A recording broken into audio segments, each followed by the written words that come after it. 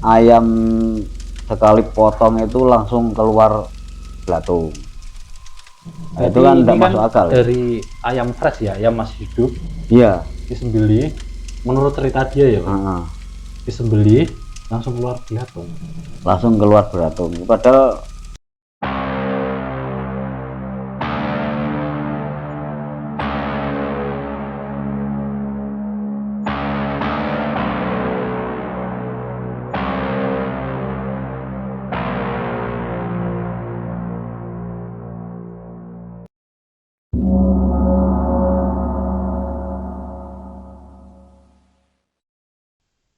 Halo guys, selamat datang di Insboy Channel.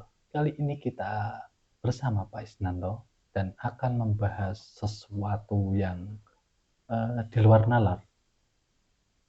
Kejadian ini intinya gini, ada sebuah warung makan ayam goreng yang cukup terkenal ya di daerah Semarang dan mengalami kejadian-kejadian di luar nalar. Ketika ayamnya itu dipotong atau disembelih itu mengeluarkan bukan darah ya Pak, tapi belatung langsung. Jadi disembelih keluarnya itu langsung belatung. Nah, ada indikasi seperti kiriman orang, kayak mungkin teluh atau santet gitu Pak. Ya santet ya guna-guna. Ya intinya guna-guna lah. Kita akan membahas lebih jauh tentang itu karena kemarin yang punya usaha ini atau pengusaha ini datang ke Pak Isnanto untuk mencari solusi lah. Nah, kita langsung dengarkan kisahnya si pengusaha ini dari sang penolongnya ini. Nah, itu kejadiannya itu kapan? Ya kejadian itu selama katanya yang punya usaha itu sekitar 5 bulan yang lalu itu dia itu tidak menyangka kalau kejadian itu diabaikan. Nah, terus 5 bulan itu datang ke sini atau itu sudah berlangsung lama Pak kejadiannya itu yang di luar nalar itu? Ya sekitar 5 bulan itu kejadiannya itu. Dia datang ke sana sini mencari pertolongan sama orang tua itu belum berhasil lah gitu ceritanya itu. Terus dia tuh cerita selama dia punya usaha itu usahanya kok semakin lama semakin turun hasilnya itu. Omsetnya itu kan turun. Nah, terus dia itu datang ke tempat orang tua untuk mencari solusi gimana caranya supaya usahanya itu berkembang kembali. Terus tidak menemukan solusi ke tempat orang tua itu menghabiskan dana berapa itu kan udah banyak. Katanya udah banyak, tiap orang tua dikasih mintanya segini kan. Terus saya tanya itu kejadiannya itu gimana kan itu. Setiap dia itu minta ayam yang besar itu menjadi kecil ayamnya itu. Benar, maksudnya minta ayam yang besar terus menjadi kecil itu maksudnya gimana? Ya nggak tahu, itu konsumennya itu kan minta ayam yang besar. Nah itu setelah disembelih itu ayamnya menjadi kecil kan, enggak masuk. Setelah dia itu ada konsumen lagi minta yang kecil, ayam itu menjadi besar. Nah itu kan enggak masuk lagi. Nah itu kan berulang-ulang terus. Nah, setelah itu dia tuh cerita ayam sekali potong itu langsung keluar belatung. Nah, itu kan enggak masuk akal. Dari ayam fresh ya, ayam masih hidup. Iya. Disembelih, menurut cerita dia ya Pak. Disembelih langsung keluar belatung. langsung keluar beratung. Padahal anak buahnya itu 6 apa berapa itu, 8 yang motong ya sama yang membersihkan bulu-bulunya itu. Itu katanya ya seperti itu ceritanya, keluar belatung terus ayam kecil jadi besar, ayam besar jadi kecil, itu terus selama, nah itu kan omsetnya kan terus turun itu. Hampir yang punya usaha itu hampir putus asa, hampir seperti orang mau stres itu. Tapi dia cerita nggak Pak tentang pendapatan omsetnya itu rata-rata sehari kalau posisi kayak normalnya itu berapa, terus di posisi dapat gangguan itu berapa gitu? Ya saya tak pernah tanya itu kemarin itu dia per hari itu minimal 40 sampai 60 normal. Normalnya Nah setelah setelah keganggu seperti itu 20, 15, 10 kan. dropnya lumayan ya. Itu terus turun terus itu. Terus hampir hampir tutup itu. Hampir berhenti lah usaha itu. Padahal kan dia juga punya ya beberapa cabang lah. Apakah itu hanya di satu tempat atau memang ya di seluruh cabang dia yang mendapat gangguan di luar nalar gitu Pak? Itu yang kena dampaknya itu semua usahanya itu. Semua Semua usahanya. usaha dia itu ikut kena itu efeknya.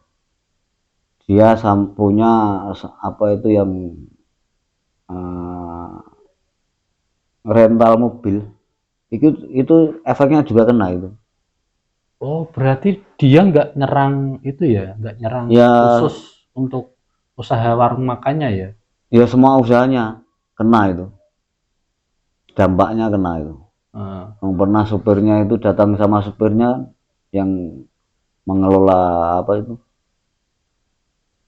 rentalnya itu, wah ini ikut kena imbasnya, sepi. Biasanya setor seumpama 10 juta turun jadi 5 juta 4 juta, semua kena dampaknya yang terutama yang usahanya dia itu. Terus dia setelah bercerita seperti itu, Ya terus saya diundang untuk melihat rumahnya. oh, Pak Isnanto datang ke rumah pengusaha ini. Pengusaha itu terus saya lihat kok rumahnya itu kayak gimana ini loh, enggak cerah seperti rumah-rumah biasa. Ya terus saya tanya, ya jebul itu yang anak buahnya, Yang rese itu anak buahnya.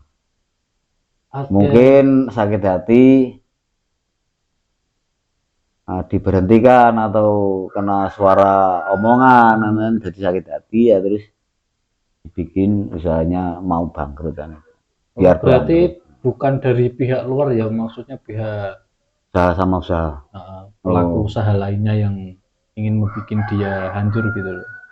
Ya mungkin itu ada kemungkinan dua itu. Disuruh atau inisiatif sendiri? Nah, mungkin inisiatifnya sendiri untuk supaya juragan saya itu bangkrut atau saingan usaha itu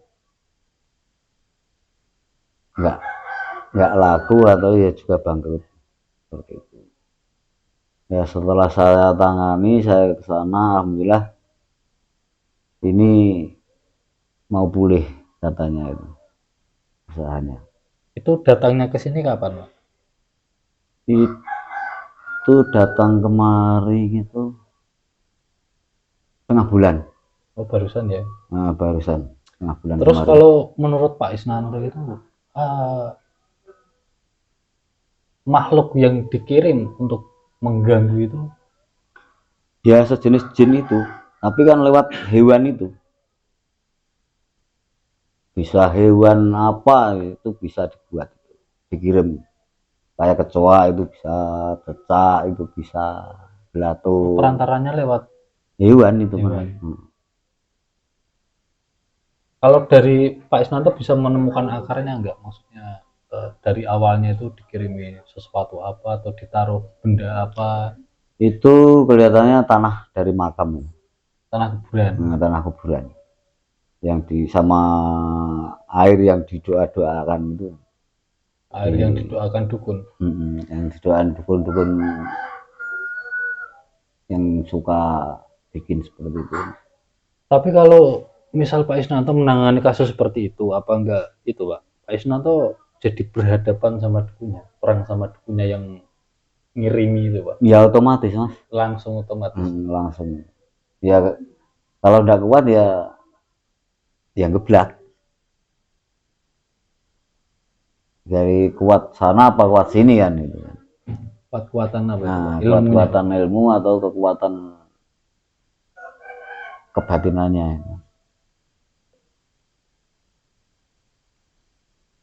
Ya semoga yang saya tolong itu terus langgeng, usahanya maju, biar tidak datang ke sini lagi minta tolong yang aneh-aneh kan. Kalau datang ke sini untuk memberi bonus ya nggak apa-apa Pak. Itu lain lagi ya.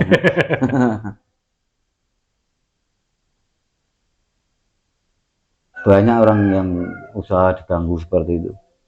Ya Pak. Saya kurang menit guys, kono guys.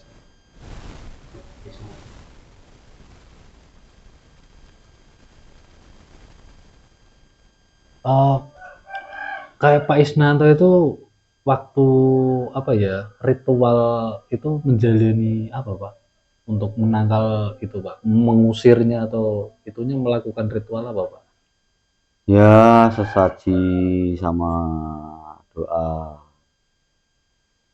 Saya lihat dulu kebutuhannya apa, yang dibutuhkan apa kan, supaya berhasil kan gitu. Mintanya apa kan itu. Kan tiap seperti itu kan macam-macam, nggak sama itu. Oh, desa ini mintanya sesaji ini, desa ini mintanya sesaji ini kan. Oh berarti kayak Pak Isnanto menyuruh sesosok untuk membantu begitu apa gimana Pak? Ya mungkin kalau saya itu tanya dulu sama yang penunggu yang di desa itu. Oh desa ini perempuan atau laki-laki yang itu, terus saya temui. Nah ini supaya ini bisa ditolong, syaratnya apa kan itu. Ada yang telah bakar, singkong bakar kan.